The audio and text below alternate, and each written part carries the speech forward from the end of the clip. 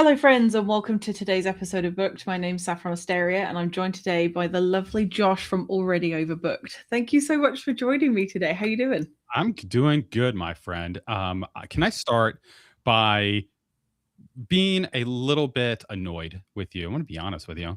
Why is your intro so much better than everyone else's live intro? You kill it. It looks so good. I can tell you why. It's largely the music, which was written by my nephew. Oh, yes. I'm not going to tell you his name, but largely because artistically he's gone in a totally different direction to this, and he doesn't want to be associated with his intro. But it is very good. It's that, and also trial and error. It looks great. I like the movement, everything moving too. Like it's not just the music; it's the stuff that you did too. Like I thought it looks great. It looks Thank great. you. It looks so much better than just like mine, where it's like nothing and it's just my egghead in there, like, hey, what's up? So It's punchy, it's effective. We know yeah. what we're getting with yours. No, I really wanted to make it so that people felt special, because some of the authors that I have on the show, it's either their first interview or maybe not a lot of people read their book. So I want to give them like a premium experience so that can be associated with them as people, which will then help them in some kind of way. That's the theory anyway. But thank you. I appreciate the compliment. We have some people joining us already. Awesome. Hello, Michael. I remembered your name. It always confuses me when people don't have their names as the thing, and I'm like, "That's a show. Who hosts that show?" Hello. I want to talk to Michael real quick. Michael, you got to finish editing your book, man, and stop. But he's taking a break. I'm just saying, I'm ready to read it. I'm patiently waiting. I need to read your book. So I'm just putting it out in the universe. Take your time, make it fantastic, but I'm ready to go through and read it. I'm like twiddling my thumbs. Well, stay as long as you want. I'm okay if you delay and watch the show. That's totally fine. We have our first commenter from Twitch. I decided to stream to Twitch. Hello, thank you for joining us. But I wondered whether or not these comments were going to come through because I tried on Instagram and it didn't work. And it's not worth it. I had to do like 3 extra steps just to get it on there, and I was not interested. We also have Rod joining us. Hello, Rod. How you doing? I know you're on Rod's show the other day. It was too much fun. Like, Rod, I hope you went through and looked at other platforms where you can stream longer than 30 minutes because I would love to be back on. I had too much fun chit-chatting with Rod. Yeah, and it was a lot of fun when I went on Relax and Chat as well. Thank you for the compliment on the intro. I appreciate that very much, Michael. And you're welcome for the hype. That was largely Josh. But I'm going to have Michael on the show in a few weeks, so that'll be exciting. And we have Lucas. I'm surprised that we have so many people here, considering that Mike Molman has got a creature creation on at exactly the same time. And it's okay if you have both on at the same time. If you have ADHD or some other neurodivergent quality, which means you can have surround sound, different sounds, do that and enjoy it. And we have Jose here. Oh, Jose! I'm so glad you're here. Buddy. Oh, and Mark. Mark. So excited, buddy. Good seeing you, buddy. I might be a little biased, but I've seen multiple creature creations, and I think none of them compare to Darla. Just throwing it out there. I agree. Anyone that's not familiar, we had a ragtag group of awesome people on, and we did a creature creation. And man, we went just left field constantly. We were just like, let's make it weird. And it was too much fun. I'm so excited of Darla. We went through and created Darla. She was awesome. I can share this with the world. I don't really mind, but I have sent off for some Darla t-shirts to share with you guys. So as soon as we need to all take a picture and do like a collage of us wearing the shirts. I think that look good. But Darla's stunning. We love Darla. She is a swamp creature that speaks Spanish and has a pink mohawk and crab claws. Hilarious. You should go check out the episode. But we're here to talk about you. I've decided this is all about you. And I just wanted to talk to booktubers because I feel like I interview authors. That's kind of a thing. But something that I'm really missing from this whole thing is finding the readers. and that is like your whole thing is reading books and reviewing Mhm. them and sharing about them. And I know that you also interview authors as well. So, how did we get here? Like this conversation or Booktube? Me and Booktube, or me You and you Booktube, talking? because the Oh, Booktube. whole journey has come to this point. Yeah. And I'm not saying this is the pinnacle of your life, but This like, is the peak of it all. like This is leading what up we've to been this, working for, was this moment. Yes. there's a reason why now we're talking together. So Yeah. yeah, tell me your story. Yeah, my origin story. Okay, so we're gonna go back to 2020, Mhm. COVID. Before COVID, I was not a reader. I didn't read. I didn't Mhm. pick up a book. I was a movie buff. I was a TV show guy. That's what I loved. Well, 2020 happened and no good shows or TV, nothing was coming out. Everything sucked. Mhm. So I was like, man, what am I going to do? Well, I was getting into podcasts at the time, and there was a show that doesn't exist anymore where one guy would not, who was not a reader, would bring people who read onto his channel, Mhm. and the person would then just tell him about his favorite book. And I was Mhm. like, okay, this sounds interesting. Well, the guy was describing a book, and I was like, this sounds very cool. So I bought the book, and Mhm. ended up being Red Rising, where I went through and bought it. So I Mhm. read Red Rising and was like, oh my goodness, this is fantastic. Is anyone else talking about this? Because in my world, it was sports, it was TV and movies. That's what me and my friends did. So I was like, is anyone else talking about this? So I Googled, and I stumbled upon these people talking about books. Mhm. Daniel Green, Mike's book review, um, Murphy Napier, the big people. Mhm. And I was like, okay, this is cool. They're talking about books. Let me see if there's other books. Since they like this, what else do they like? Maybe I'll like these. So I started making a list and looking at that, checking out books. Mhm. And then they started talking about Booktube. And I was like, what is this Booktube thing? Like what's Booktube? I've never heard of this before. So I started going on to the Play Store, Mhm. looking up Booktube. Doesn't exist on there, in case you're wondering. I started No. Googling what is Booktube. I was looking too long to try to find this Booktube thing. And I was like, is this like a secret club? Like, what is this? And then found out, oh, it's a small part of YouTube. I'm an Mhm. idiot.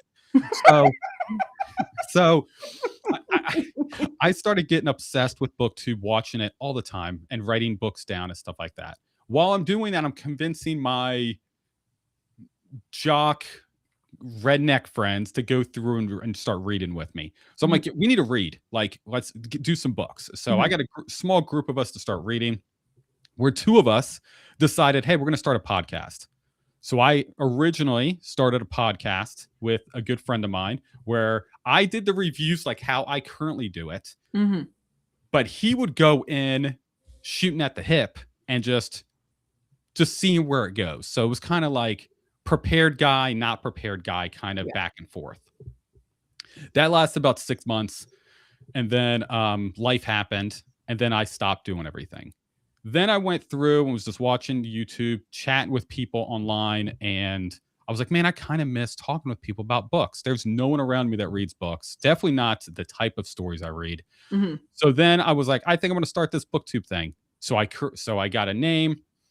I got a whole story with that if you want to hear that one too. I figured out a name, started the channel, and then it took me a few months to go through, like, do I want to do this? Do I not? I was also Mhm. building this masterpiece of a shed as well. So I was doing that, and I was like, once the shed's done, I'll make a channel.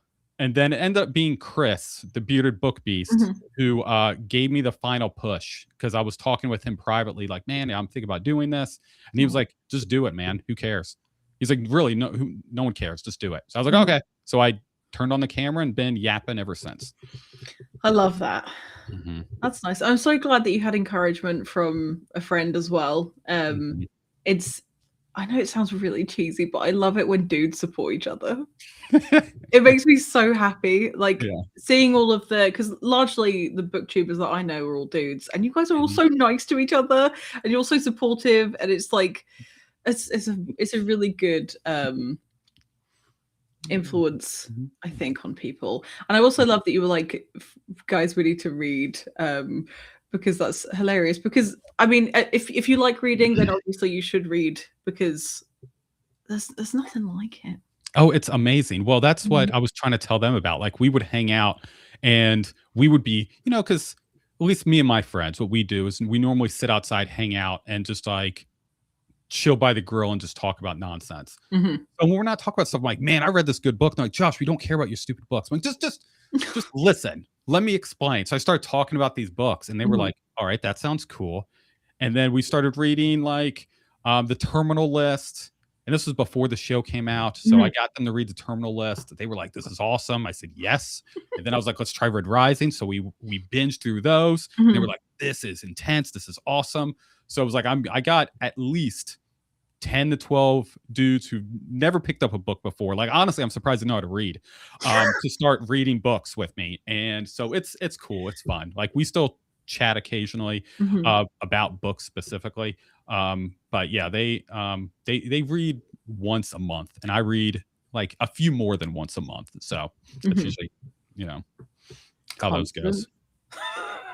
Do you constantly read, or do you take little breaks? I constantly read. Yeah, I can tell you, I'm going to be. So I saw what you said, Rowdy. And I did just finish a book Where was it? Right now. I did see what you put, Rowdy. Yeah, since the show just started, yes. Yeah, I know what you did. I saw you, Rowdy. I saw it in there, but I was in the middle of yapping, so I didn't want to stop in the middle of what I was doing. I saw what you did. I think I have my handy dandy spreadsheet. I can go through and pull up and tell you how many books I've read so far this year. I think it's 12. That's pretty good. 12. I just finished my 12th book. Yeah.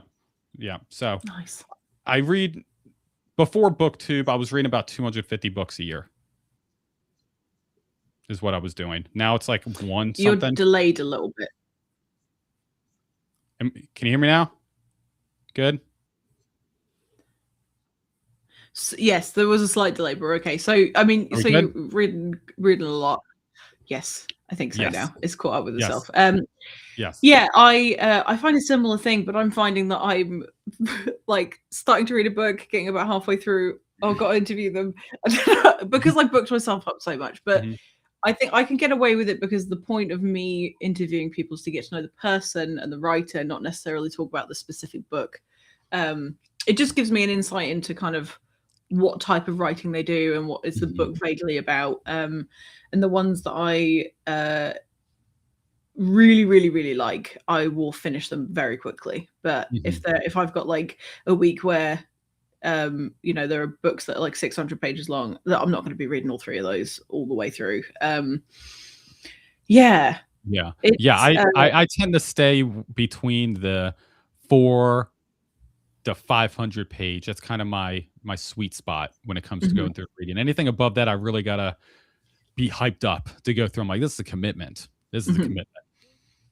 Yeah, I started reading the Dungeon Crawler Carl series, and I haven't gotten into a series in a very long time. And by that, I mean like since I was a child. And I love it so much. Yeah. I read from like 9:30ish till maybe 1 a.m. every night. Okay. And the majority of that time I've been reading those instead of reading books for the show because I can't stop reading them. I just love them so much. I don't know if you've read them before, but I'm all caught up. Have you are you listening to them or are you physically reading them? Physically reading them. Physically reading them. Okay. Yeah.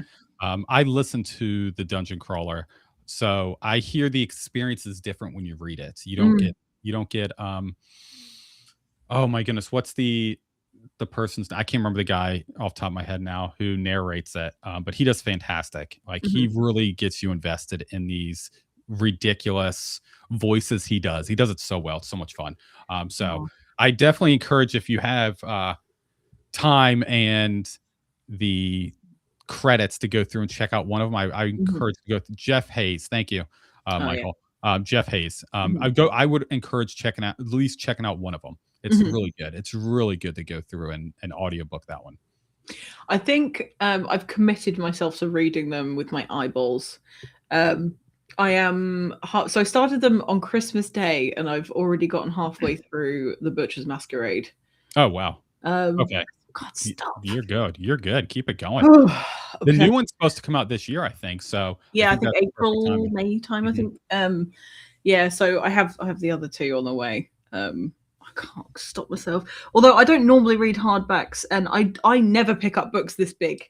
I bought the first one for it's basically my brother-in-law. They're not married, but basically. And I read the back. I was like, oh shit, I'm gonna have to read this. I'm gonna have to read it. It sounds great. And within the first chapter, I was hooked totally. Mhm. I loved it so much. Yeah, I'm gonna hit up Matt Dinnerman and see if I can get him on the show. listen, do it. That would be awesome. That His would be work was awesome. originally self-published, Mhm. Make it so work. maybe we could wangle that. I tried contacting Brandon Sanderson. I emailed his PR team and nobody ever got back to me, even for a no. So I'm taking that as a maybe.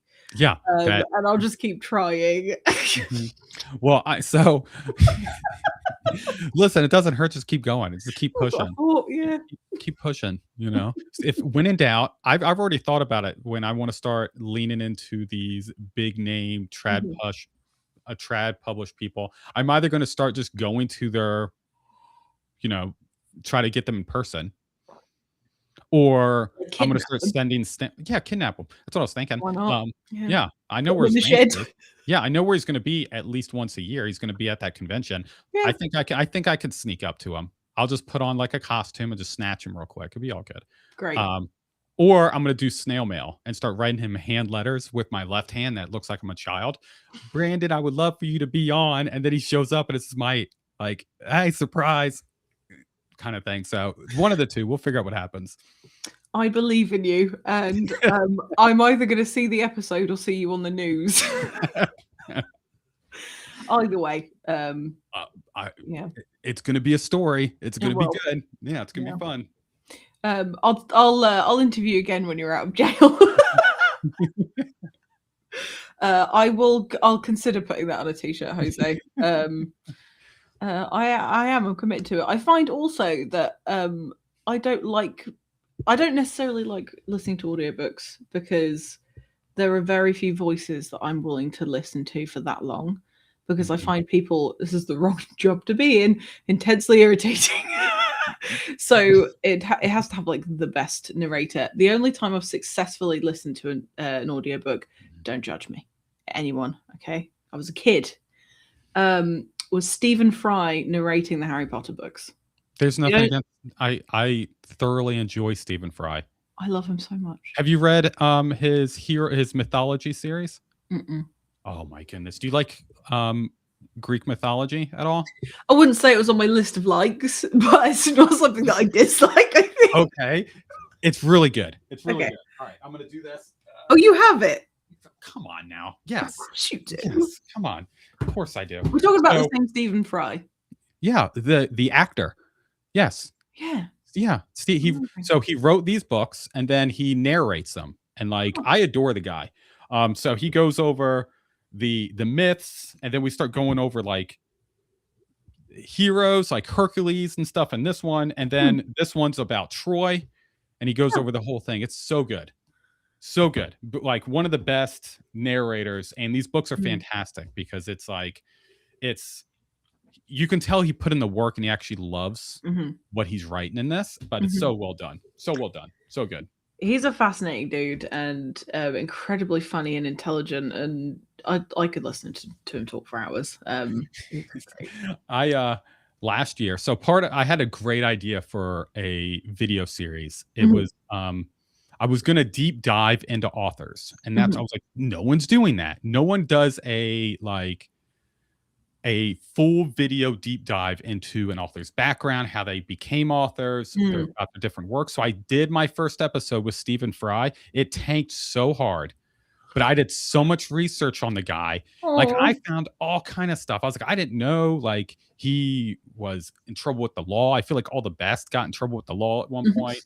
And I had so many pictures I found. I had videos of him. I'm like, it was great. And it did so bad that I refused to do another episode of it. It was like the work to lack of interest was this. So it's on there. It's still up. I had fun, but I spent weeks researching this guy, and it just like didn't go anywhere. But yeah, I love Stephen Fry. He's awesome. I'm glad that I didn't expect that from you, to be honest. I always think of Stephen Fry as this really obscure British guy that nobody's going to remember, but I love the fact that he was the narrator for the Hitchhiker's Guide to the Galaxy movie as well. Oh yeah, he's great. Yeah, I did not expect that from you, so I might have to check them out. No, like when I tell people like I read everything, I love it all if it's good. And that's the big thing. Is it a good story? I'm going to go through and read it. And I stumbled upon Stephen Fry, and I was like, all right, let's go down a rabbit hole. I watched so much of his show and his comedy sketch with, oh man, I can picture the guy from Stuart Little, like the dad from Stuart Little. Hugh Laurie. Yeah, Hugh Laurie. Yeah. Oh man. Yeah, I giggled so much on their stand-up stuff. Yeah, I watched hours of it. I got obsessed. Oh, that's cool. A bit of Josh Law that I was not expecting from today. That's secret inside baseball. I have not talked about that ever. So that's nice. Yeah. So you heard it here first. And we've already also got somebody else that likes the books too. Oh, see, is this HM Reed? I forgot what your username was. People need to stop putting their names on things because I get confused. Okay, question. I feel like I should know who Michael C. Hall is. Is that the guy that played Dexter, or am I getting people's names wrong? Michael C. Okay, we talked about this. I'm terrible with names. I can't pronounce names, and I don't know people's names. Michael C. Hall is Dexter. That's Dexter. What the really? Dexter. Okay, yep. I am sold. Question mark. I will possibly check that out. Yeah, that's Dexter. I didn't know he did audiobook narration. That's interesting. He has got a great voice. So I've never seen an episode of Dexter. Never seen an episode of Dexter. I read book 1 of Dexter, which was crazy. But I've never seen the show. The plot's very different. There are people in the show that don't die in the books, and vice versa. I feel like it was a good show and a good series because I read, I think, the first 3 books. I think there were 5 when I was like 15, maybe. And I loved the show. I thought it was fantastic. Apart from the final episode, which was dog shit. It was awful. And I wouldn't I'd recommend not watching the last episode and watching everything up to that point and just filling in the blanks for yourself. I know that there is a reboot where he's like living in the mountains or something, and I couldn't get on with it. I tried watching it on a plane, and I was like, "Please get me off this plane." I was willing to jump. Anyway, so that was the reason why I didn't. That's why I didn't watch the show, because people were like, "It's so good up to this point." I'm like, I'm not watching it. I don't watch anything that goes, it's good up to this point. I'm like, I'm done. No, I'm not even going to waste my time. It needs to be, I'm fine if you say, hey, this one season in the middle was bad. I'm fine with that. But I don't want to hear like, oh, it was only good to hear and then everything else was not good. And I'm not like, I don't want to invest into it. I get you. You have a dumb tattoo on your head that says Dark Passenger because of alcohol and Dexter. That is hilarious to me, and I'd love to know whereabouts on your head. If it is across your forehead, I need to see a picture of that, please, because that's amazing. I'm baffled. That's very edgy of you. Very edgy choice. So you said that you're only really going to invest in something if you either believe that the full thing is going to be worth all the time and effort that you put into it. And you also said that kind of the thing that drives your decision to read something is it a good story? Correct. What constitutes a good story to you? Is it like the plot? Is it how much do you care about spelling and prose and things like that? How much of that comes into the decision for you? Yeah. So spelling, no, because I can barely say things correctly anyway. I get very surprised when I go through and talk with people and they go, "Oh, his name's Cassius." I go, "Cassius? Oh, that's not how I've been saying it, but okay, his name's Cassius." No, yeah, spelling I don't care. Grammar I really do not care. I honestly, even the characters a lot of time, as long as they're decent, like if you give me a character, give me one thing for me to understand why they're doing what they're doing. I don't need to agree. I just need to understand their motivation. Then I'm on. Then I'm all in. But give me just a character that I don't see why they're doing what they're doing, or they are on this path and then you decide, oh, we're going to switch gears. That's when you pull me out of the story. Then outside of that, just give me a good story. Give me a good plot and I'm in. And that's, I go through and read all kind of stuff. Like I've gone through and read a bunch of oh man, what's the one about the shark? What's the one about the shark? I keep thinking shark. No, not, Jaws was a freaky book. Have you gone through and read Jaws? No, There's a lot more raunchiness in that book. I bought the mass no, it's paperback for Jaws, so I haven't read it yet. Yeah, it's not. It's a lot more raunchy than the book. No, the other one with the Meg. Thank you. I knew what you were talking. The Meg. I read every single one of those. That's a book? I'm sorry. Oh yeah, there's like 8 or 9 of them. There's like 8 or 9 of them, and they're all exactly what you think they're going to be. They are exactly what you think. So I've read every last one of them. The writing ain't great, but it's fun. You know, going in, hey, this is going to be stupid and this is going to be fun. My expectations were right on track. I binged through that series and I loved it. So I need to have a, like, again, understand one thing about a character, and I did. And then with that one, I was like, all right, I'm invested into this silly, stupid story, and I had too much fun with it, giggling as I went through those books. Definitely worth reading if you want a B-list dumb movie or book that's based off of a dumb, that was turned into a dumb movie as well. I'm not entirely sold, if I'm being honest, because you lost me at there's like a bajillion of the books. The dumb. I might try it. I can't keep adding things to my TBR. When people tell me about books, I think, oh yeah, I really want to read that. I write it down. I just wrote it down. I thought, what am I doing? You're not gonna, don't listen. I'm saying this to the audience. If you're looking for a palate cleanser, that you watch the movie The Meg and you're like, wow, can this get any more ridiculous? Grab the book and have a blast. Go through, have your popcorn, have a drink, and then just go along with the journey through the total nonsense of fighting a big shark. Okay. PSA. Yeah. OEG. Yeah, it was fun. It was fun. Can you read anywhere, or do you have to be set up in a specific way? Like sitting wise? Is that what you mean? Like, so I have to like read with my hand above my location. Location. I was like, have you talked to someone? It's like, I can only read my arm behind my head. No, I can read wherever. You stick me anywhere. I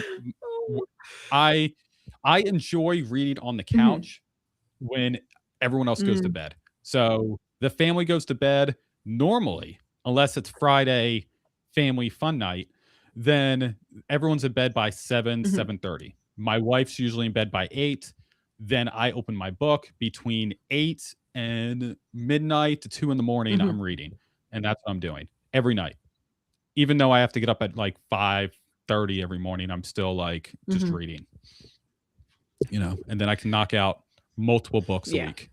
Well, that's the thing. Like I often get people ask like how or Adam. I would expect nothing less from you, Adam. Never say. So, like I also consume a lot of books. I eat them. That's not true. I read them anyway. Oh my god, get together, Saffron. And it's because I read the same as you, like for hours and hours at nighttime. I can't read during the day. I don't know. It's my like little goblin nighttime thing that I do, where I have my little book light. So like this on the bed. So I just want to make sure you're doing this. You had the book I want to read, and you're like, all right, 30 more minutes and the sun goes down, and then it's just me and you, and you're just like watching the sun go down. You're like, good, it's time. Is that like? Oh, Yeah, I have that's a so funny. sundial made of books. No, it's because it's usually a bedtime activity, and it's. I think it's because the house is silent. Nobody's trying to talk to me. There aren't any real noises apart from ambient noise outside, and Mhm. after a certain point in the day, I don't feel like I should fulfill any responsibilities. And then at that point, I can read in silence. But I find sometimes, I don't know if this happens to you or if I'm just a freak of nature, but sometimes I have a song stuck in my head and it's so much louder than my inner monologue that I can't read because the music's too loud in my mind. So I can read when Paw Patrol is blaring in the background and my two boys are fighting in the living room, and I can just sit on the couch and read my book and zone out. Which has gotten me in a lot of trouble because people are calling my name and going, they need my help, and I'm blocking everything out, and it's just me in the book. And then they go, I've called your name 4 times. I go, sorry. It was Stephen Fry. It wasn't me. It was Stephen Fry. So question, when you're reading, because I watched an article and I thought that it was crazy. When you're reading, is it like a movie in your head, or is it like words? Like, what do you visualize in your head when you're reading? It's mixed media because if there's an action scene, sometimes I'll read through it and then I'll go back a little bit and read a little bit more just so that I can start playing through how that actually works. Because if I'm just like, I don't know how to sort of split it up. If I'm just reading some dialogue or if it's just like scene description or whatever, I'm like, okay, yeah, there's trees. So in my mind, I'm like, there's a tree over there or whatever. Whereas if the whole point of like the paragraph or the chapter or whatever section it is that I'm reading requires like a lot of movement, I have to picture that happening to be able to understand what I'm reading. But yeah, largely it's just like me reading it and I can hear my voice reading it in my head. But if I've spoken to the author, I usually read the book in the author's voice in my head. Oh, that's too cool. Okay. Interesting. So you don't visually see things. So if there's a fight scene, you're not seeing the violence. I'm seeing the in your head? movement, but not like detailed pictures of the So thing. Like stick figures. flashes. Stick figures. Yeah, just like the mechanics of the thing happening rather than like the actual, because I often don't ever really know what a character looks like in my mind, even if the description's been there, because then they'll come out with like a film and they don't look right, or there'll be a cover that has the character depicted on the front and I think that's not what they look like. So yeah, I don't tend to actually have the thing going on like a movie. Do you? Oh, interesting. I don't. Their face isn't there though. Yeah. So I can't see facial stuff. But when it comes to like action and fight scenes, I see everything, which gets me in trouble sometimes, definitely in the middle of the night, because if there's like during the climax, the very end of the book, and it's a lot of action, I can't sit while all this is going on in my head. So I'm standing up, doing laps around the house with my book open, and like sometimes I'm doing this, and I'm like getting into it. Like I get really invested into these books where I've bumped into things, I've knocked chairs over, I've woken up the kids. Like it's a thing in the house that it's like, can you stop reading? At least be in bed. And I'm like, but it's so hard to sit still. Interesting. And you know, while I'm going through and reading. But yeah, I should probably record myself one day of just like, I'm gonna do honestly, it's my fear of, that's why I don't want to do the video logs, because people see how crazy I read, and I'm like, I don't sit still. I'm just like moving around the whole house, and people are like, there's something wrong with this guy. There's something wrong with him. I will absolutely watch that if you do that. I find that fascinating because my face moves a lot when I read, especially if somebody says something and it's shocking. I go, but I don't like do much. Just my eyebrows do a lot of the movement for me. Writing sprint or reading sprint? Walking sprint. Oh my god, maybe. Yeah. Oh, hang on, I missed a question from Rod. I'm sorry, Rod. Josh, have you ever read a story that when you went to bed you couldn't shake it out of your head and go to sleep? 100%, 100%. One recently was Spiders by Oh, Janelle it's so good, Sheedy. isn't it?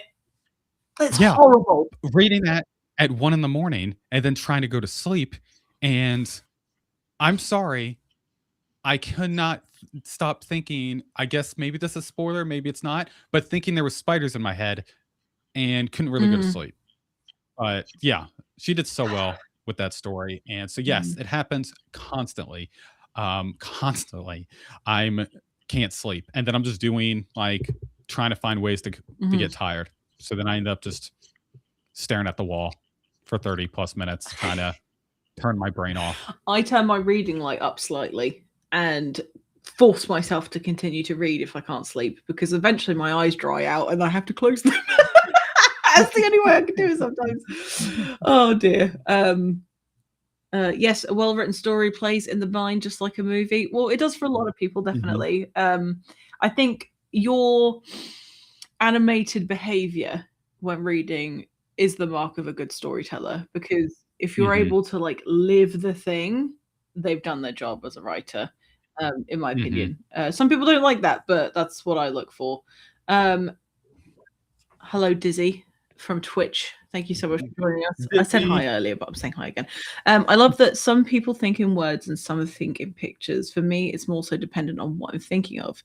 If it's thinking back to a point in time, it's pictures. If it's reading, it's just words. Oh, fascinating. Oh, that must be a processing thing. I do wonder, I would love to one day be able to access people's subconscious, but that sounds so invasive and we'll probably...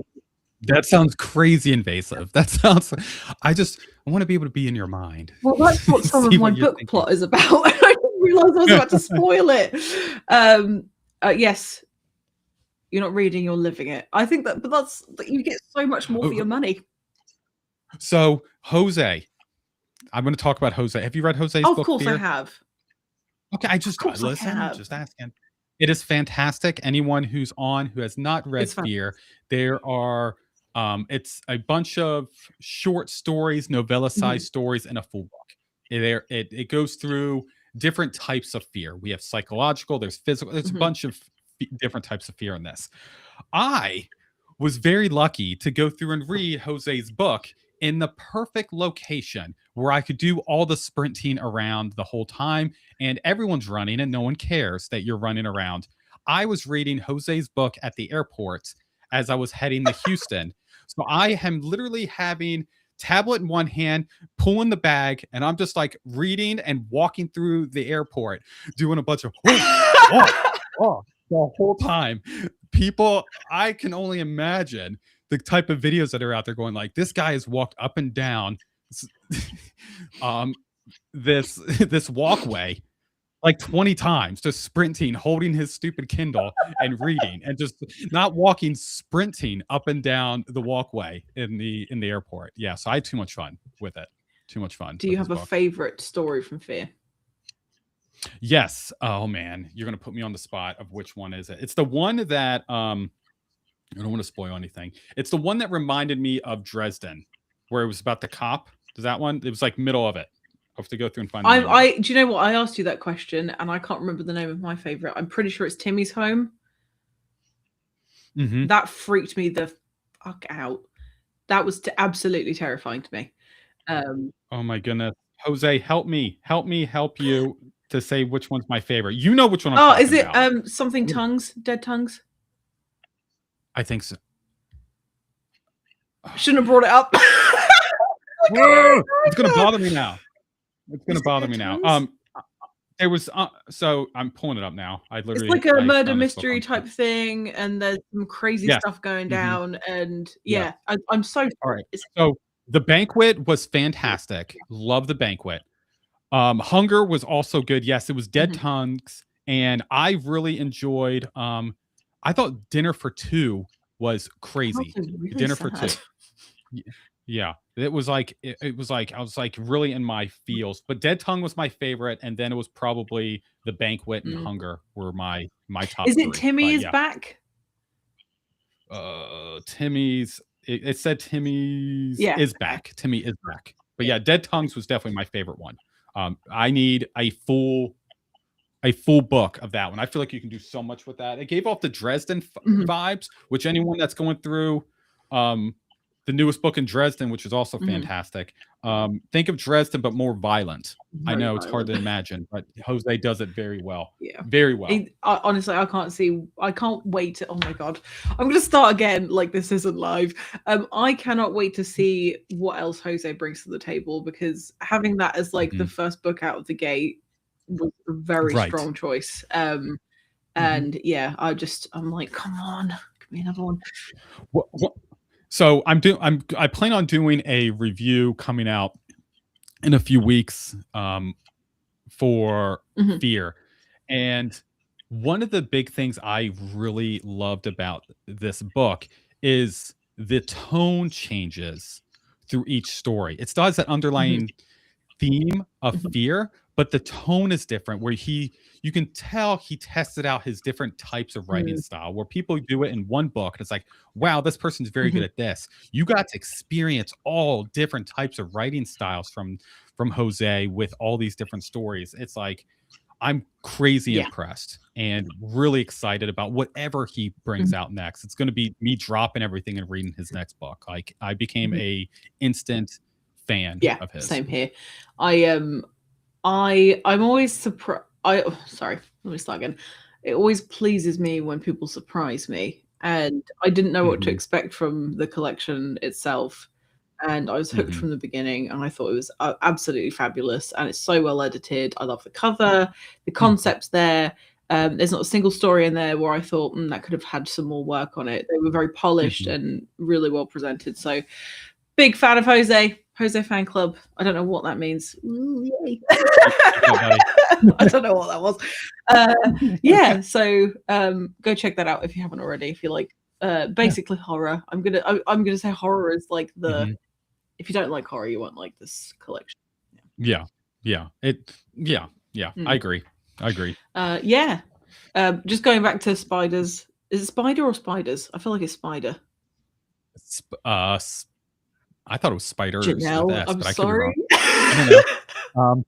I know the cover drops on February 10th, which can only imagine what it's going to look like. And I'm very excited for Clatterman 2 to come out. I know she's in the works of that. Have you read Clatterman 1? I have. I've read all of her books. I love her so much. I want her to be my auntie. Okay. Janelle, if you're watching this, will you please be my auntie? I'm interviewing her in a few weeks, a couple of months. It's in March sometime. It's around the time that the book is launched, and I nearly wet myself when she said yes. I was so excited. I can't wait. And she's one of the sweetest people you're ever going to go through and meet. Like, super sweet. Mr. Babamook said it's spider, so I will take their I'll believe it's spider with no S. But anyway, it was terrifying. She did such a great job, and I'm a huge fan of her writing as well. And I get too excited to go through and read her stuff. And I was able to get an arc of the Clatterman, and I ended up reading it on a cruise ship in my cabin with no we had no window, so it was pitch black in there. It's just me and the Kindle, and I'm reading it, and it was well written, but it really elevated it being like in that little tiny box on a cruise ship. It was too much fun. I can't listen to a wind chime anymore. Don't like wind chimes anymore. Thanks, Janelle. I also, after reading Spider, or during reading Spider, my hair kept itching. And I kept getting there's something going on. There's something weird. And because I absolutely detest spiders. They make me feel deeply uncomfortable. They terrify me. And there's one half of me that's like, I can't wait to see what this cover looks like, because all of her covers are sick. And the other half of me is like, I don't want to ever see it. I don't want to see it with my eyes. I'm hoping it's going to be a similar style to Death Cult, where it's not like photographic. I'm sure it'll be good, whatever. But I can deal with that, but not. I don't know. I've mixed feelings. Yeah, I'm super excited for it. Yeah, she's I'm honestly, there are a lot of indie authors that I get overly excited for when I hear they have a new book coming out, and yeah, she's one of them. She's one of them. Will drop everything knowing Janelle has a new book coming out. And I'm like, this is going to be an all-nighter. Thank you. And I know before I jump in, I'm like, do I have anything super important I got to do tomorrow outside of, just staying alive and keeping my kids alive? No? Okay, cool. It's an all-nighter. I'm reading this book. So yeah, it's fun. It's fun stuff. Oh, I love finding authors like that. There's an author who I didn't realize was an indie author, and their name is Elias Witherow, and he wrote. I found his work on a Reddit subreddit, and it was in the in the No Sleep subreddit, because I used to love reading like short, terrifying stories before bed during sleepy time, and I realized that he'd released books, and there was a particular like creepy character that he had called Tommy Taffy, who was later the main character or the antagonist for a book called The Third Parent. And it's about, I'll give you like a really brief overview. It's utterly terrifying and really awful, really like packed with abuse, really, really terrible stuff, but so good. And basically this like regular family open the door one day, and there's Tommy Taffy standing in the doorway, and he's like, I've come to join your parenting team, basically. And he goes in there and he teaches them how to parent their children, but it's all like just basically like a hostage scenario, and just packed full of violence. It turns out like all the houses in the same neighborhood have had Tommy visit at the same time, and it's so deeply creepy. And he also wrote a book called The Black Farm. There are two of them, and it's his like depiction of what hell would look like, and the main character is like trying to get out of hell, and oh my god, it's just the darkest stuff I've ever read, and I will read anything that he brings out. And I realized that he brought out a new short story collection, and I'm very excited. But he's an indie author, and I didn't realize. So my foray into reading indie books actually dates back like 10 years, and I didn't even realize, because I had based it purely on the story. And I just wish people would do that anyway. I know that I label indie authors as being indie, but I wish people would just pick up a book because it sounds good, and not worry about where it's come from. Yeah, I agree. I agree a lot. I don't like the reputation that majority of people, and I was one of them for a few years, of thinking, oh, indie means they weren't good enough to be traditional, not a different route to the same product. And that's what I've honestly last year, because my obsession with indie work didn't happen until 2025, when I was like, all right, I'll lean into this. Okay, this is actually really good. Let me try another one. Oh, this is really good. And then it just kept spiraling. And then now I'm obsessed. And that's all I honestly prefer to read. So it's like 70, 80% indie, the rest traditional is usually how I go through and read my stuff. Yeah. I would say I mostly am like 95% indie, but then I'll pick up a random trad book and be like, oh, I really like this, like the Dungeon Crawler series, just because I'm really enjoying it. But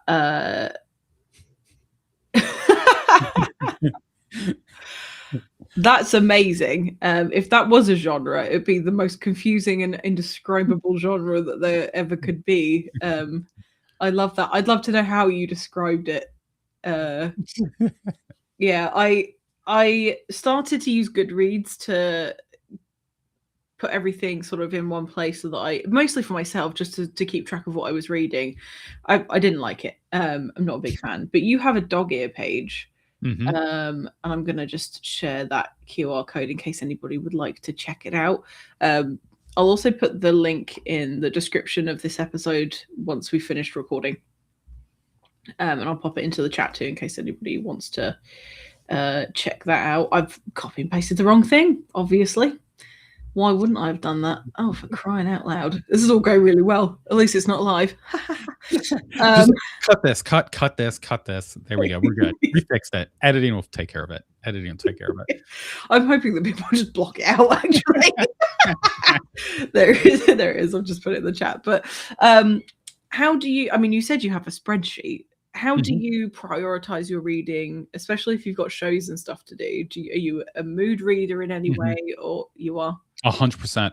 100%. Which is a blessing and a curse of how I decide what I'm going to go through and read. So what I've been working on this year, because I need to be a little bit more organized with my chaos, instead of like, oh my goodness, I need to read this book. And then I'm just sitting there and I'm running through it.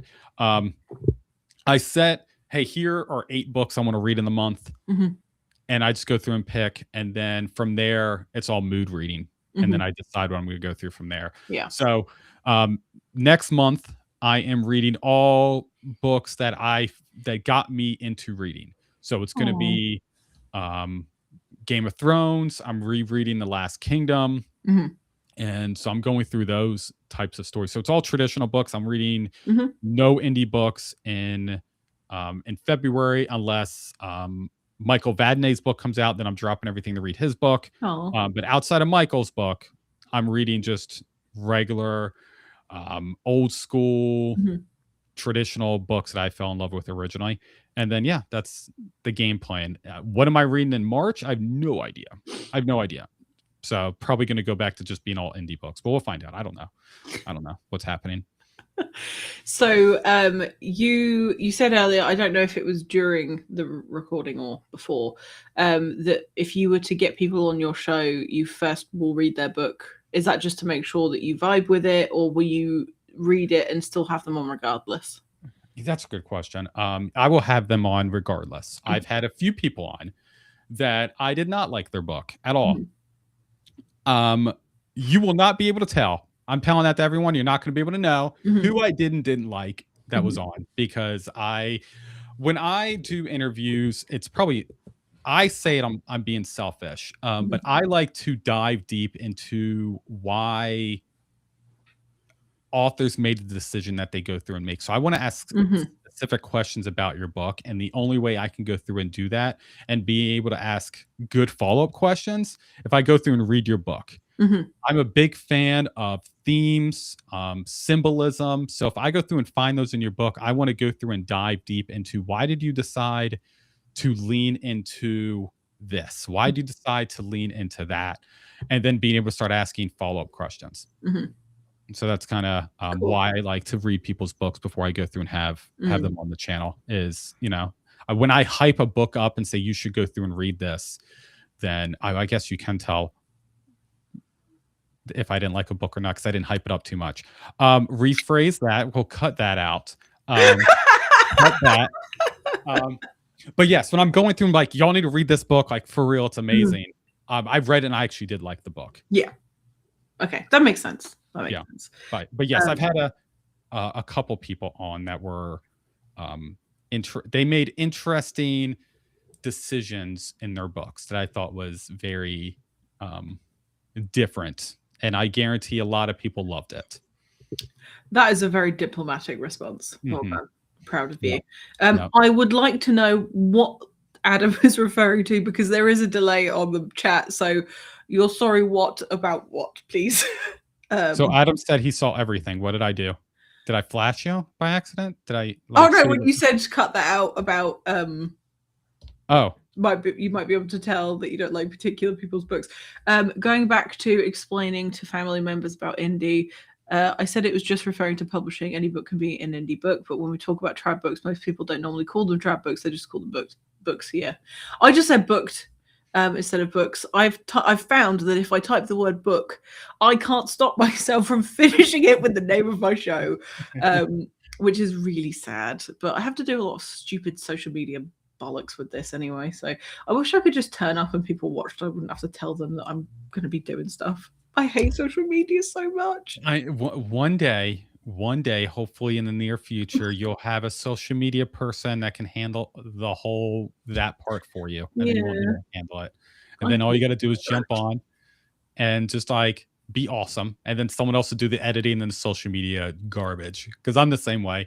I'm like, I don't mind getting on occasionally and hyping people up and talking with people, but going through and be like, hey, look at me, please look at me. Please give me some attention. I feel like it's very like, I don't, I hate having to haul myself out for the views. Thank you. Yes, I don't like that. Yes, it's not in my nature to be like, pay attention to what I'm doing. but the only reason I'm doing this is for the guest. I'm not doing it for me. If I had to do this for me, I wouldn't do it, which sounds ridiculous because there is obviously a part of me that's like, I desperately want people to like what I'm doing, but it's because of the whole core purpose of the thing. Anyway, that is the first thing. If I ever start making money doing this, the first thing I'm spending my money on is not going to be anything flashy. It is going to be someone to do my social media, and I will pay them handsomely for the privilege of me never having to log into any app ever again because I can't do it. Yep. I would pay someone to cut up videos, and it's the reason. So I have an Instagram, but I never posted anything because I don't want to do short form videos. I don't want to cut up my video. I don't want to edit. At the end of the day, I don't care that much. At the end of the day, I don't want to do it. It would help. It would help things grow. It would get more eyeballs on there, but it's so much work that I don't want to do. So I'm hoping one day I can just win the lottery or something, or just have someone just give me a bunch of money, and then I'll pay someone to do it, and it'll be amazing. It'll be fun. So maybe one day we can dream. So Adam says for him, it's all about putting stuff out there in the most efficient way so that you can get back to writing, work, drawing, or whatever.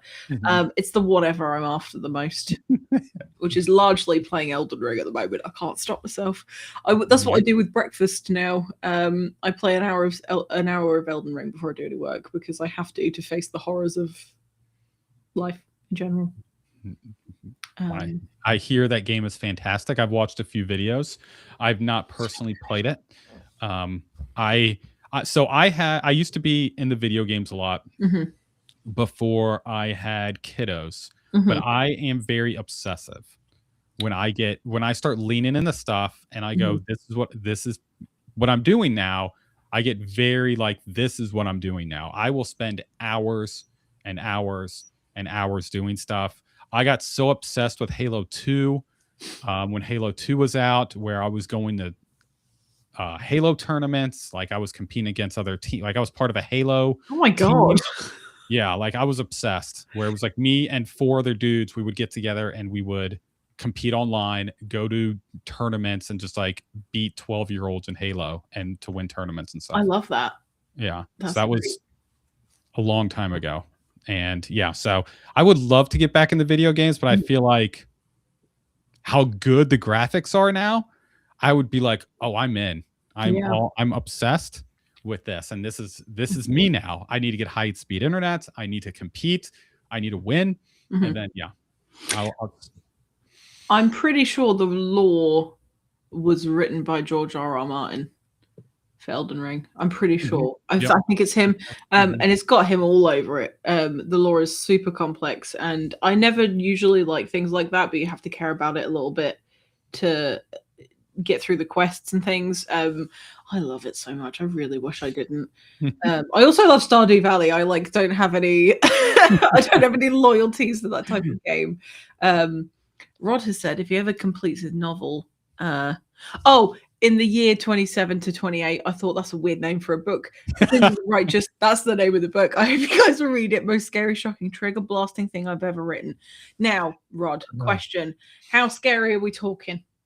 Because I like to have the bejesus scared out of me when I read a book, not TV or films, because that scares me too much. But I really love a scary book, so I'll read it if it's terrifying.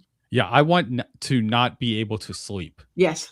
I want to have to get up to make sure the doors are locked. Scary. So, or it has to be like utterly disgusting. Like there is a book, I forget the name of the author now, that's terrible, called Cows.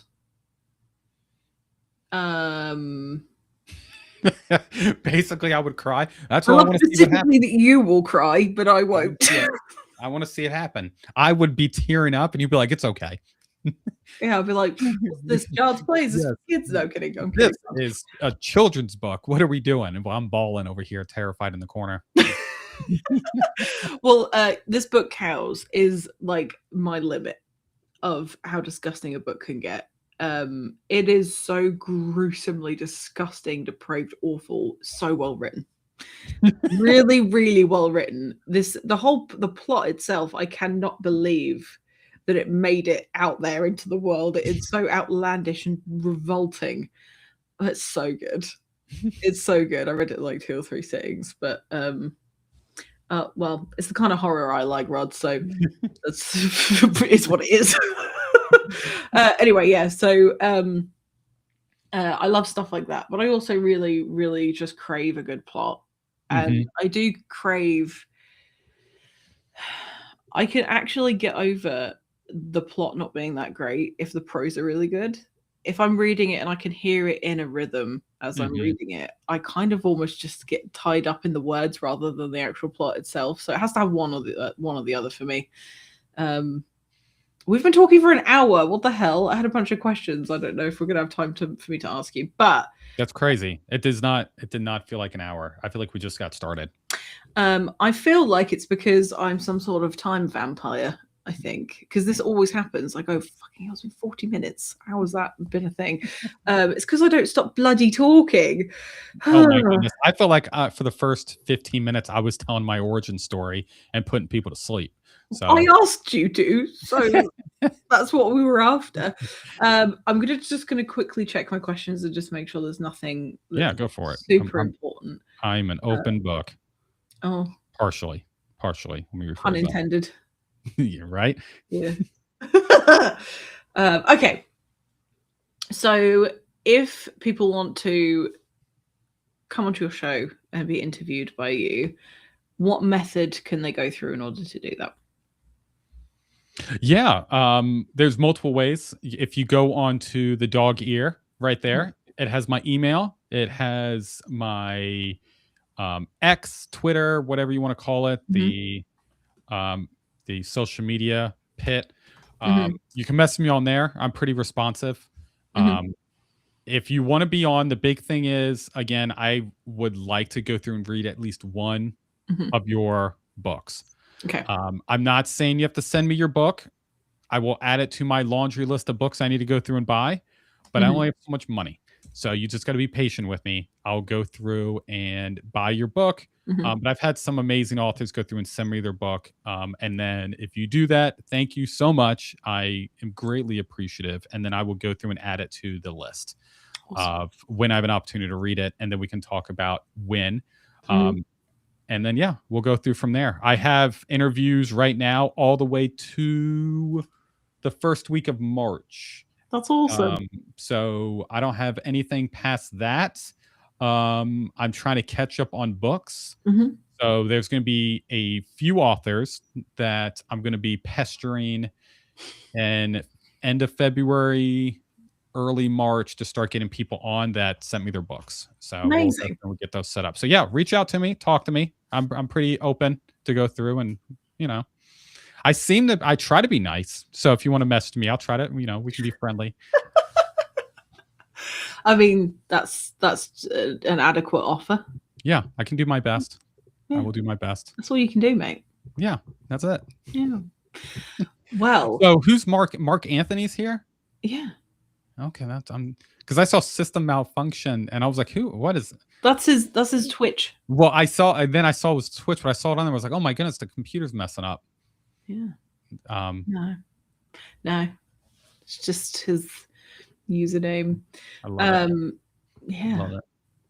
Well, I've run out of questions. You ran out of questions. Okay. Well, I didn't really, but we've been doing this a long time and people are dropping off.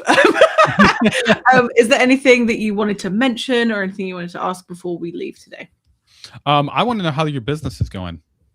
How your just in general. How's the press business going? How's it been going? Yeah, fine. I mean, I printed all of the books that Matt Falcon had ordered. Just waiting for the sales to come in for those. So there are a couple of I don't know how to describe it. Logistically, there are things that I want to fix in terms of the way that everything kind of works and moves around, from the point where like the author makes a sale and I get the sale from them to then send the book, if that makes sense. Like all that information, I want to fix that first before I take on anybody else. So I'm still in the process of refurbing Idiosyncrasy, which is pissing me off. and not going very well. But I'm trying to make it so that everything talks to one another before I then take on anybody else. I've had a lot of queries about people wanting to purchase books from me. And I'm still trying to work out what the best way is to do everything, because this was a really good learning experience. Like, the book itself turned out really nice. Yeah. Really gorgeous, stunning, lovely. Did a great job. I'm pleased with myself. And my husband, who helped me. And yeah, I'm happy with the product. I just need to make it all sing, because if I said yes to everybody that had inquired, it would be a massive mess, and I don't want to shoot myself in the foot by taking on too much, because I already do that with the show and all the other stuff I'm doing at the moment. So I haven't told anyone this yet, and I don't know if I should be saying this, but I'm going to say it anyway. Oh, I'm taking a risk. Okay. Originally, I was going to just print and distribute books. I think I'm probably going to go down the publishing route, because everybody is expecting that I am publishing, and I've had lots of people asking if I will publish their book, and that's apparently what everybody wants, not the thing I'm offering. So I am just getting myself to a point where I've cleared my plate with the show, because all of these shows that I'm doing at the moment, where I'm doing like 3 and 4 a week, is because I had a huge wait list and I wanted to just plow through it. Just so that people didn't have to wait a whole year to come on a show that nobody's ever heard of. So I just wanted to like double time that to get to the point where I could then be a bit more selective about when I do shows. So now my concentration is on this, getting Matt's book out there when people order it. I'm going to be working with some bookstores, hopefully, that I've sent some inquiries to see if we can get the book on consignment. Just in the sort of local area, just to sort of test the waters. And once I have those mechanisms in place, I can then consider, okay, so what does it mean, or what will it mean for me to be able to publish under a publishing house? And I have a lot of skill gaps that I need to fill before I go forth and do that thing. So it will happen eventually, probably, I don't know, beginning of 2027 or something. But yeah, that's kind of how that's going. So basically a massive pile of spaghetti in a bag, and I'm just trying to figure out where the noodles start and end. That's awesome though. That is too cool. I was talking about you and what you're doing from the press to my wife, and I was like, that's so cool. Like, that's something I wish I could be doing. Like, you're doing what I would love to do. Like, if I won the lottery, I'd be doing what you're doing. So I just want you to know, like, there's people watching you going like, this is too cool what you're able to go through and accomplish. I know it feels like you are making it up as you go, trying to figure it out, but you're honestly, you live in some people's dreams. So I just wanted to throw that out there, that, you know, I hope all the success for you, because I'm living vicariously through you and what you're doing. So I'm loving it. Well, thank you. I appreciate that. And I'm hoping that I can document what I'm doing through this show and through the website and all that sort of stuff, to then allow people to see the steps that they can take to do the same thing. Because the book industry is a multi-billion-dollar a year industry. It's like 300 billion or something like that a year. And actually a large percentage of that is textbooks, would you believe? Yeah, huge. But anyway, there is space for small businesses, even though it seems like, you know, Amazon have got it in the bag and they're doing all their thing, and that's great, and they're a fantastic resource for authors. There is still so much available space for people to pop up. Like, if you just Googled indie press, you wouldn't be able to read through every single name in a day. There are so many of them, and all of them are doing their best and doing what they love, hopefully, anyway. I mean, even Rod, you know, Rod's on the show. He's got RDG Books Press. I don't know. I just figure, why not? I spoke to somebody, I don't think I can say who it is. I spoke to the CEO of a company, and she said, well, if there's stuff in the publishing industry that you don't like, then why don't you just change it? and that resonated with me so much. I went, yeah, I think you're right, actually. So that's why I do this, is that I don't see the point in complaining about stuff if I'm not willing to try and do something to change it. And even if it changes like 1/10 of a percent of the world, then then it was absolutely worth it. So yeah, it's a lot of fun. That's awesome. Long road ahead. It's too cool. We had a legend jump on. We got to say hey before we jump off. Ellen Holmes.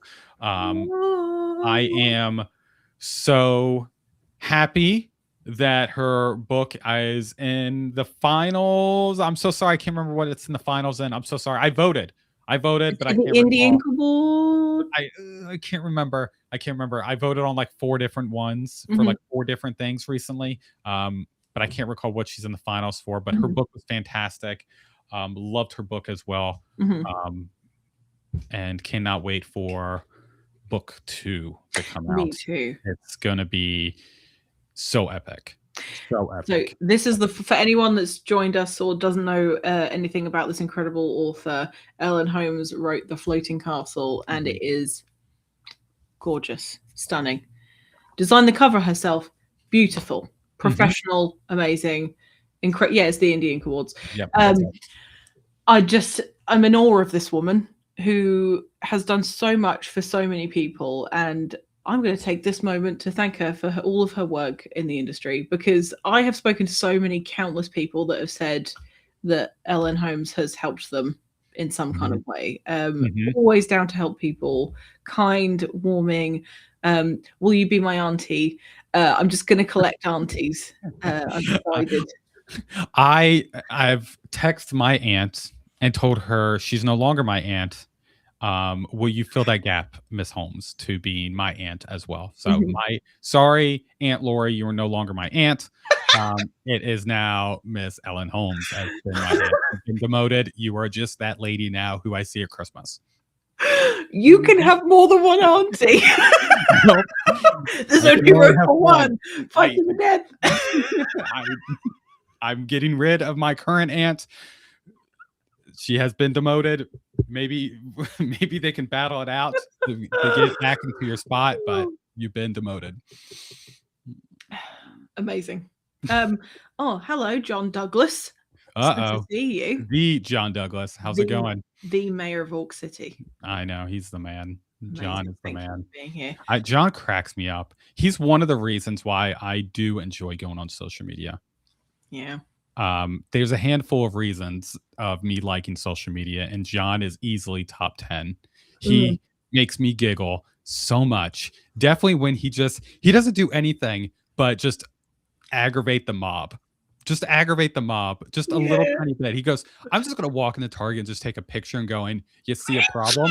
And then it pisses off the internet. I'm like, dude, you just have a gift to just piss everybody off. And it makes me laugh so much.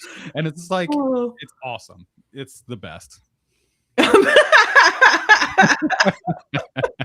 The government doesn't want you to know this, but aunties are free. You could just take them. I have 4 aunties at home. Oh, God. I am not involved in any way. I don't know if I have a duty to report that or not.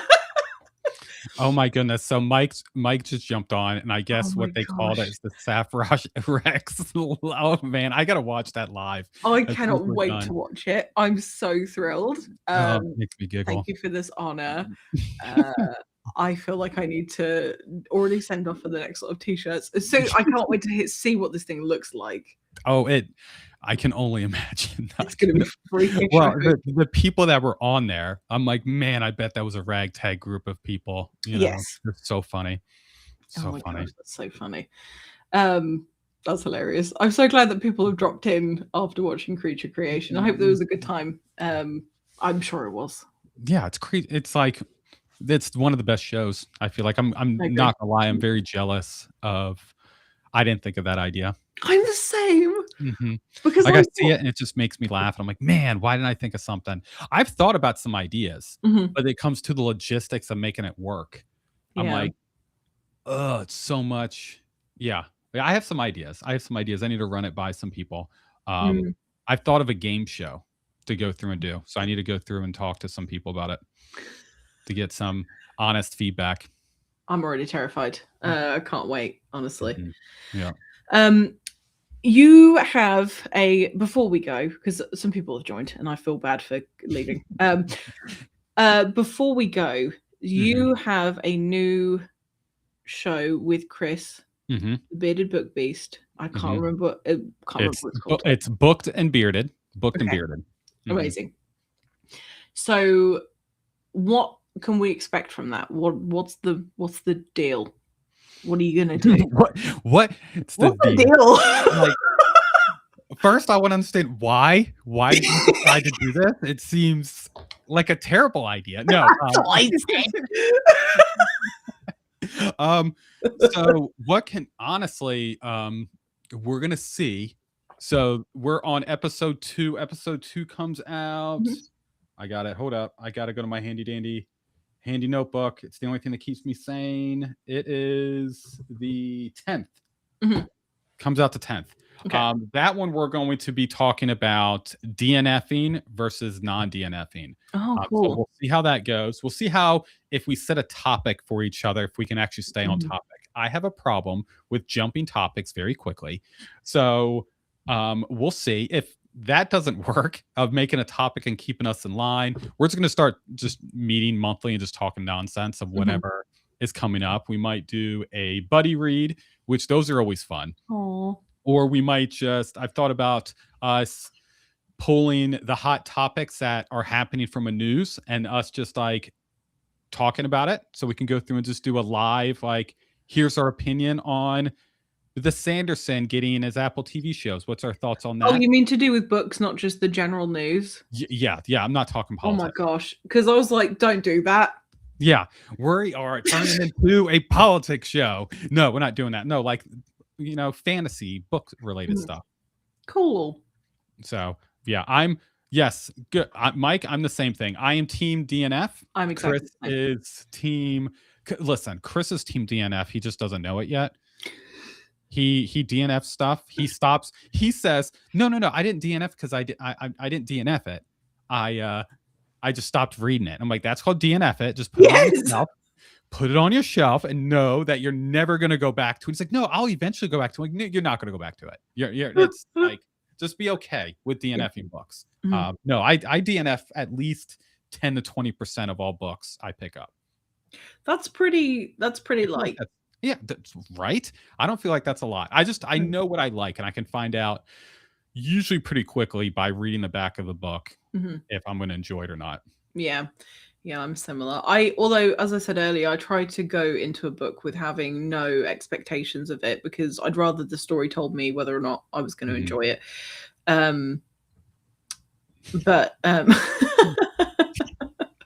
Yep. So I'm team DNF and Chris is team F. Oh my goodness. Well, apparently not. Oh, look. Yeah. Some stuff's going down.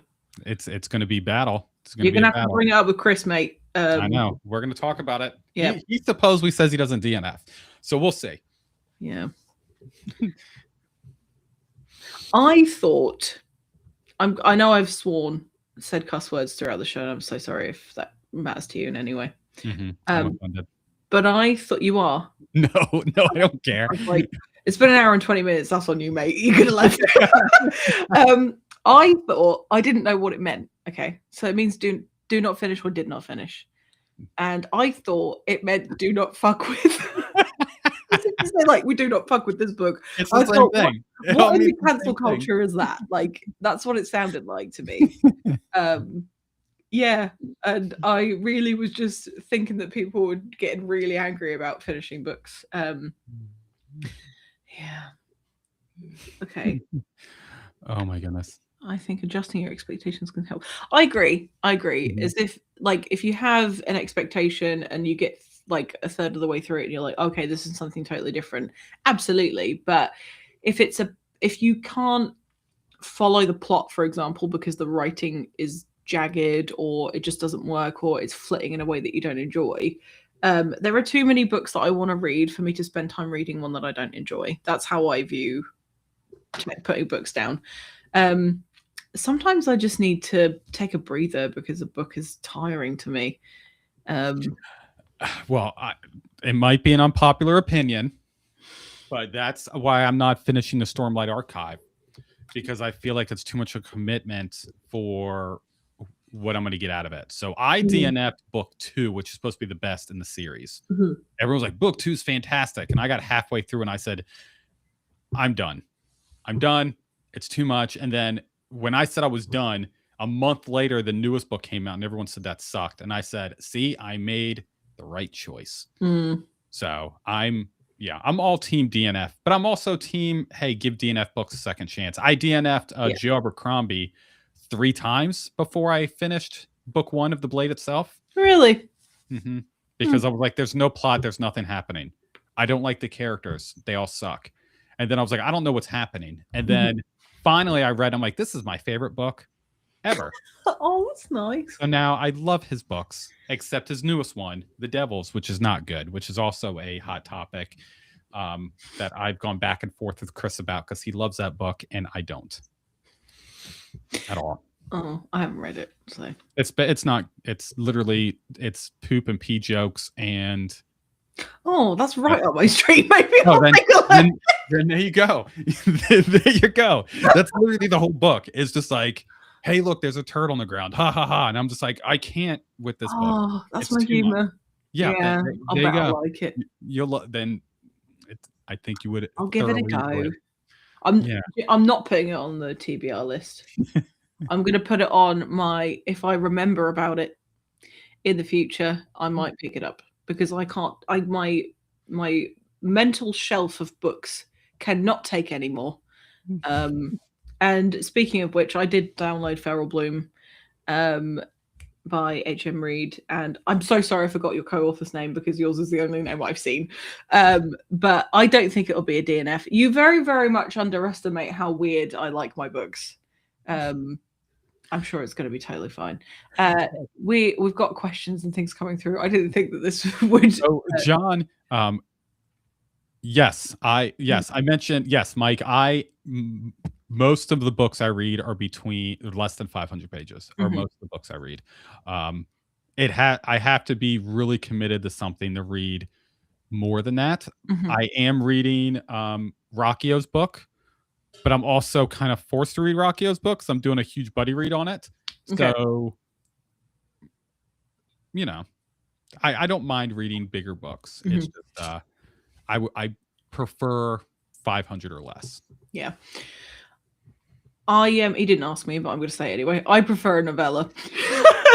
That's my favorite. But there is something about these friggin' dungeon crawler books that has me not questioning the length. Which is probably keep getting bigger and bigger. Yeah, they just keep getting bigger and bigger. Yeah. And it's okay. Yeah. Well, physically, I'm getting stronger because that's good. Yeah, holding the books up. They're very heavy. That's good. John said he pushed his way through Forrest Gump. Is that Forrest Gump 1 or Forrest Gump 2 with the monkey? There's a Forrest Gump 2 / there was a book / why wasn't it called Forrest Gump 2 Electric Boogaloo? I don't know. I love it. I love it. That's my favorite show ever. What, Always Sunny? Yeah. Me too. Yeah. What, my Discord name's Pepe Sylvia. I know. I was just double checking. I was like, something wrong? Yeah. I'm the real Pepe, which is funny because everywhere, if you see the real Pepe Sylvia, 9 out of 10, it's me. 9 out of 10, it's me online somewhere acting a fool. But it's real funny because people who don't know Always Sunny think that's my name starting out.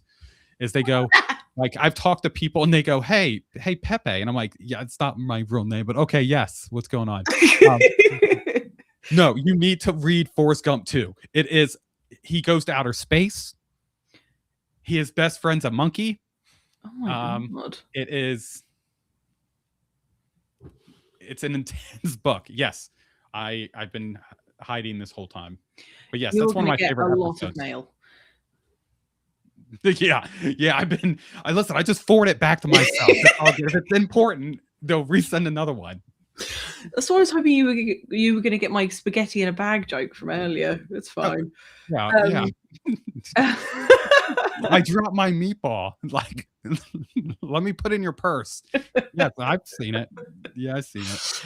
Oh man, I'm not going to show you here because it means I will have to show you all the mess on the top of my shelves. But I have a canvas out of view up here that's just pictures of Danny DeVito's face in the shape of an egg that my nephew made me during the pandemic because I was depressed, and he was like, "Can I offer you an egg in this trying time?" And he gave me this canvas. These pictures of Danny DeVito that he'd cut out and stuck on with glue. Yeah. Oh my goodness. Yeah. Oh, that cracks me up. That cracks me up.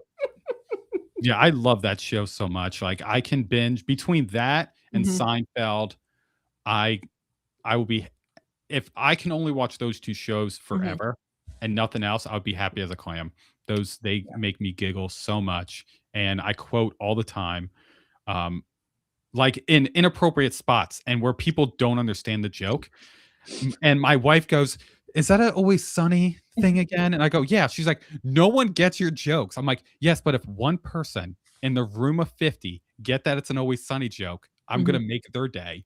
And she's like, "But everyone else thinks you're stupid." I'm like, "Yeah, but screw them. It's funny." So I've done like work presentations where I'm teaching about ethics. So I go through it, like in my past life, I would teach like classes on ethics and being ethical at work. And I've done examples from Always Sunny, like using the characters' names. Fantastic. And I'm like, is this harassment?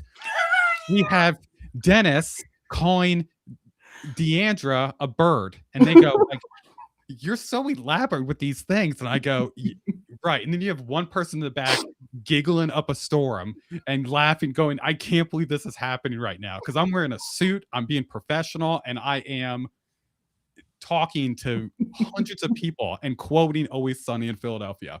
It is the best. I love it so much. I love it so much. Who was your favorite character? Oh man, it would have to be, I think Charlie is consistently my favorite. Then I would have to say Fat Mac.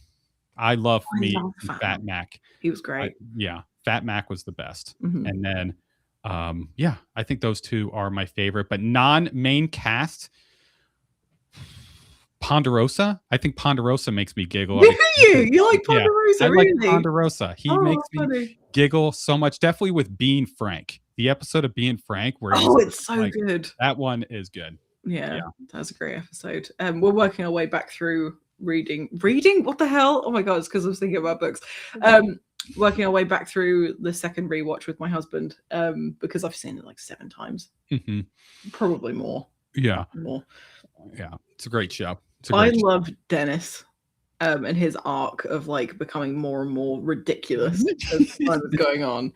The amount of times like I will cut up fruit, it doesn't matter what kind of fruit it is, and I'll say, "I'm not allowed to eat the seeds, I'm not allowed," every time.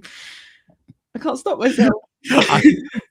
That's so funny. That's so funny. So I requote is when I'm getting things out of the trunk of the car, I'm like, "I'm just getting my tools." So good.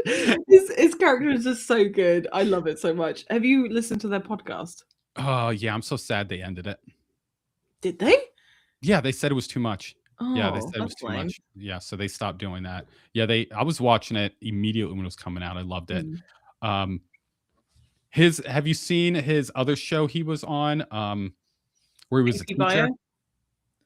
Bio? AP Bio. AP Bio, yes. Yeah, that was really good. It was really good. It was basically Dennis as a teacher. Yeah. The range wasn't really there, but he's supposed to be quite good, and I think it's called Blackberry. No, he was fantastic in Blackberry. I haven't seen it yet. Good. He was very good. It was weird seeing him as a bald man, but it was good. And then oh man, I'm gonna call her D because I don't know her real name. But D's show where she's a detective mom isn't bad. It's a decent primetime drama. I haven't seen it yet. I saw Mick, I think, and that was like fine. It was all right. But I've heard she's really good in some film that she was in where she had to screw Woody Harrelson. I can't really remember what it's called.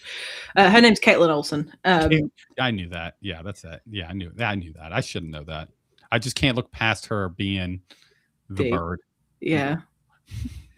Well, I think that's a really good place to end this because we've been talking for 1 hour and 29 minutes and I desperately need the toilet because I don't know if you noticed I was rotating 3 different drinks and they're all empty. You were having a good time. I noticed. I wasn't going to call you out.